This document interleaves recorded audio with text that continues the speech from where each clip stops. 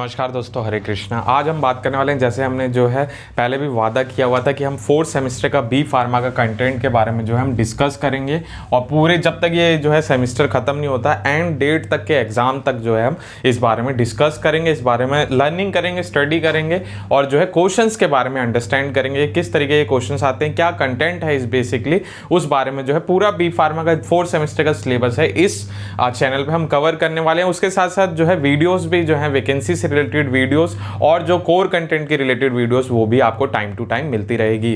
तो इसके लिए आप चैनल को अभी जो है सब्सक्राइब कर लें जो, और जो है ये कंटेंट जो है हम अपने जो है हम सब एक साथ होकर जो है पढ़ेंगे। और अभी तक आपने व्हाट्सएप ग्रुप जो है ज्वाइन नहीं किया तो जाके व्हाट्सएप ग्रुप ज्वाइन कर सकते हैं, टेलीग्राम ग्रुप ज्वाइन कर सकते हैं। वहाँ पे मैं काफ़ी सारा कंटेंट जो है डे टू डे जो है आपको शेयर करता रहता हूँ, तो वो भी काफ़ी ज़्यादा हेल्पफुल रहेगा।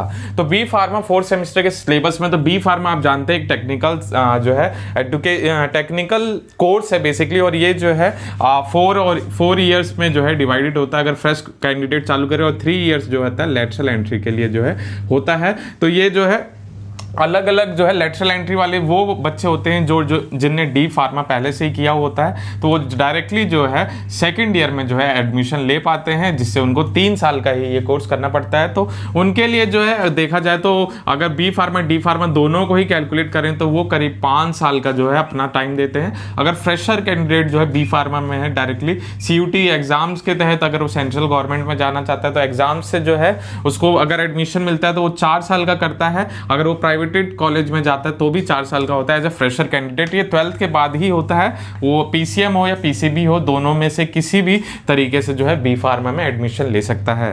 तो अब हम बात करते हैं 4th सेमेस्टर में जो है कई सारे सब्जेक्ट्स हैं और उन सब्जेक्ट्स को भी जो है कई यूनिट्स में डिवाइड किया गया है। तो कुछ में हम जो है डिस्कस करेंगे और जो है आने वाली वीडियोस में जो है हम अलग अलग चैप्टर्स की जो है अलग अलग यूनिट की वीडियोस भी शेयर करेंगे और बनाएंगे। तो सबसे पहले हमारा जो टारगेट रहेगा वो रहेगा फार्माकोलॉजी वाले जो है यूनिट्स पे, क्योंकि pharmacology one of the famous और one of the important unit है इन फ्यूचर। अगर आप जब भी बी फार्मा कंप्लीट करके या जो है एम फार्मा कंप्लीट करके जो एम फार्मा के लिए जाते हैं या जो है अगर आप जॉब के लिए भी जाते हैं तो फार्माकोलॉजी वन ऑफ द बोल सकते हैं इंपॉर्टेंट सब्जेक्ट है। ये क्यों है? क्योंकि इसमें ड्रग्स के बारे में जो है मोस्टली जो है हमारी बॉडी में क्या ड्रग का इफेक्ट होता है, ड्रग का क्या जो है हम ड्रग के साथ क्या इफेक्ट देते हैं और उसकी क्या थेरेप्यूटिक जो है एक्टिविटीज होती है, वो सब जो है फार्माकोलॉजी में हमें डिस्कस करने को मिलता है। तो ये बहुत ही इंटरेस्टिंग है। तो सबसे पहली वीडियो जो है हम फार्माकोलॉजी पे ही स्टार्ट करेंगे, उसके यूनिट्स पे स्टार्ट करेंगे, फिर हम जो है अलग अलग सब्जेक्ट्स के बारे में भी डिस्कस करेंगे।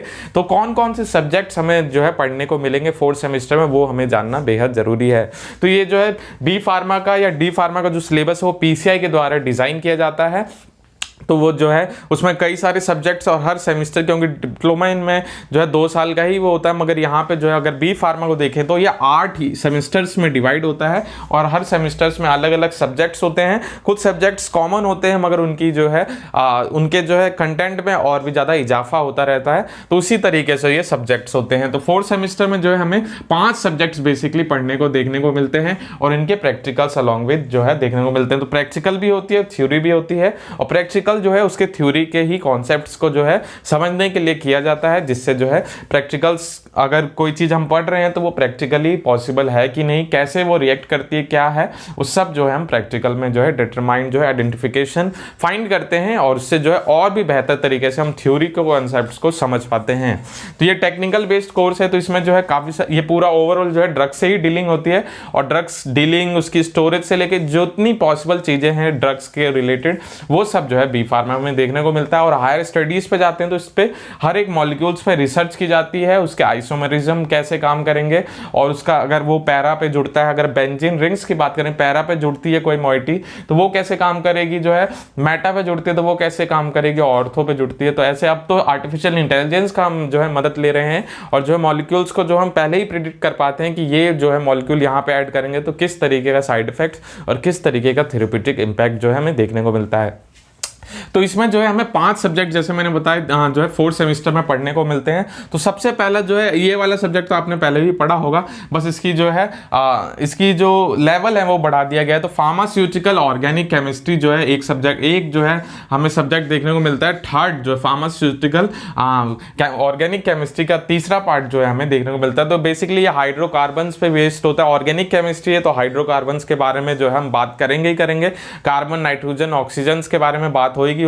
और इनके अलावा भी जो है इनकी मॉइटी, अलग अलग मॉइटी फंक्शनल ग्रुप्स होते हैं, ऑर्बिटल स्ट्रक्चर्स होते हैं अलग अलग, जैसे स्टीरियो आइसोमेरिज्म हो गया, ज्योमेट्रिक आइसोमेरिज्म हो गया, हेट्रोसाइक्लिक रिंग्स हो गई। ऐसे कई सारे जो है टॉपिक्स जो है इसमें हमें पढ़ने को मिलते हैं फार्मास्यूटिकल ऑर्गेनिक केमिस्ट्री में। फिर जो हमें नेक्स्ट जो है सब्जेक्ट पढ़ने को मिलेगा वो है फार्मास्यूटिकल फिजिकल फार्मास्यूटिकल सेकंड। तो फिजिकल फार्मास्यूटिकल्स के बारे में तो आपने 3rd सेमेस्टर में भी जो है सॉलिड्स के बारे में पढ़ा होगा, फ्लूइड्स के बारे में जो बात करते हैं। तो ये सब्जेक्ट तो आपने जो है पिछले सेमेस्टर में भी 3rd सेमेस्टर में भी देखा होगा, फिजिकल फार्मास्यूटिकल।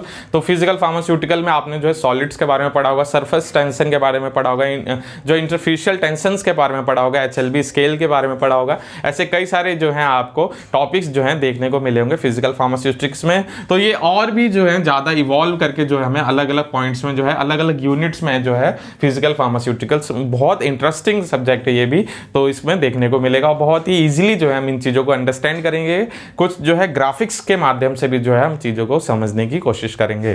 तीसरे सब्जेक्ट की बात करें तो इसमें एक नया सब्जेक्ट इंक्लूड हुआ है, मगर डी फार्मा वालों के लिए तो ये पहले भी उन्होंने पढ़ रखा होगा। तो फार्माकोग्नोसी प्लस फाइटोकेमिस्ट्री के बारे में जो है इसमें डिस्कस करते हैं। तो फार्माकोग्नोसी आप जानते हैं पूरी जो है क्रूड ड्रग्स के बारे में डिस्कस होता है।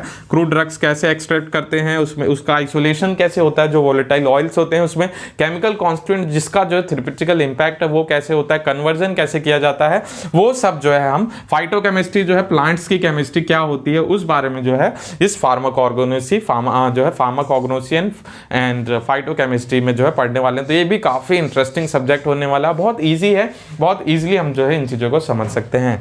चौथे सब्जेक्ट की बात करें, जैसे मैंने ये पहले भी बात की थी, फार्माकोलॉजी, और ये one of the important subject है। इस पे तो हमें बहुत ज्यादा ही ध्यान देना और इसको समझना बहुत ही इंपॉर्टेंट है, और यही हमारे फ्यूचर में जो है काम करेगी। और इनमें से बहुत सारी चीजें जो है हमें आगे देखने को मिलती है फार्माकोलॉजी में। तो डी फार्मा वालों ने जो है फार्माकोलॉजी तो पहले भी पढ़ रखी होगी, और फार्माकोलॉजी जो है ये जो है MBBS के जो है कोर्सेज में भी जो है one of the prominent subject होता है। और इतनी मोटी मोटी बुक्स होती हैं, वो ही पढ़ के जो है काफ़ी सारी चीज़ें जो है डॉक्टर्स समझ पाते हैं और जो है ट्रीटमेंट्स कर पाते हैं। तो pharmacology as a 4th subject हमें देखने को मिलेगा। 5th सब्जेक्ट है इसमें मेडिकल केमिस्ट्री। तो मेडिकल केमिस्ट्री में क्या क्या चीज़ें होती है, मेडिसिन से उसकी केमिस्ट्री कैसे होती है, उस बारे में हम जो है मेडिकल केमिस्ट्री फर्स्ट में पढ़ेंगे। तो ये है 5 subject, pharmaceutical organic chemistry 3rd, physical pharmaceutical 2nd, pharmacognosy phytochemistry, pharmacology 1st and medical chemistry. ये सारे हम थ्योरेटिकल सब्जेक्ट्स के बारे में डिस्कस करेंगे, और इन्हीं के भी प्रैक्टिकल वाइस वर्सा जो है हमें अलॉन्ग विद देखने को मिलते हैं। तो हमें करीब करीब 10 जो है यहाँ पे जो है अलग अलग तरीके के 5 जो थ्योरी और 5 प्रैक्टिकल्स हमें देखने को मिल रहे हैं। तो हर एक चैप्टर, हर एक यूनिट के बारे में, हर एक सब्जेक्ट के बारे में हम कल से ही वीडियोस पे डिस्कस करने वाले हैं। आज हमने खाली ओवरव्यू ले लिया कि किस तरीके के सब्जेक्ट्स हमें जो है इसमें बी फार्मा 4th सेमेस्टर में देखने को मिलने वाले हैं, और उसमें क्या क्या सब्जेक्ट्स हैं, क्या क्या यूनिट्स हो सकती हैं उस बारे में, और क्या क्या इनमें कंटेंट है, वो सब जो है हमने आज समझा। और नेक्स्ट वीडियो में हम बात करने वाले हैं फार्माकोलॉजी के यूनिट 1st के बारे में हम डिस्कस करेंगे, उसमें क्या क्या पॉइंट्स हैं और क्या है उसमें, वो भी हम जो है नेक्स्ट वीडियो में देखने वाले हैं। तो ये जो है इसके लिए आप जो है चैनल को अभी सब्सक्राइब कर लें, और जो वीडियोस को अपने दोस्तों के साथ शेयर करें, और फार्मा कंटेंट से रिलेटेड जितनी पॉसिबल जो है कंटेंट होता है वो डी फार्मा ऑफिशियल पे आपको मैं देता रहता हूं, जिससे आप अपनी इंफॉर्मेशन और साथ जो है हम कम्युनिटी बना सकते हैं फार्मासिस्ट की। तो उसके लिए आप जो है व्हाट्सएप ग्रुप को भी जरूर ज्वाइन करें, मैं डिस्क्रिप्शन में या अबाउट सेक्शन में भी जाके जो है लिंक देख सकते हैं, और टेलीग्राम चैनल को भी ज्वाइन करें, यहाँ पे भी जो मैं आपको कंटेंट जो है शेयर करते रहता हूं। तो ये है 4th सेमेस्टर बी फार्मा के बारे में। अभी फर्स्ट वीडियो है तो उसके सब्जेक्ट्स के बारे में हमने देखा, तो ऐसी वीडियोस आने वाली है, तो उसके लिए आप जरूर चैनल को सब्सक्राइब कर लें और बेल का नोटिफिकेशन भी ऑन कर लें, और बस ऐसी वीडियोस हमारे साथ डी फार्मा ऑफिशियल पे देखते रहें। तो आज के लिए बस इतना ही। Thank you so much. पढ़ते रहिए, दूसरों को शेयर करते रहिए। धन्यवाद। हरे कृष्ण।